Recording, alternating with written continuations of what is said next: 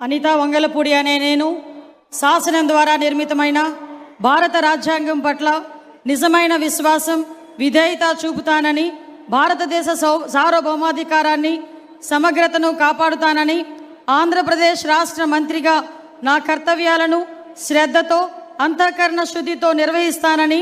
భయం కానీ, పక్షపాతం కానీ, రాగద్వేషాలు కానీ లేకుండా రాజ్యాంగాన్ని, శాసనాలను అనుసరించి ప్రజలందరికీ న్యాయం చేకూరుస్తానని దైవ సాక్షిగా ప్రమాణం చేస్తున్నాను. నేను అనితా వంగలపూడి అనే నేను ఆంధ్రప్రదేశ్ రాష్ట్ర మంత్రిగా నా పరిశీలనకు వచ్చిన లేదా నాకు తెలియవచ్చిన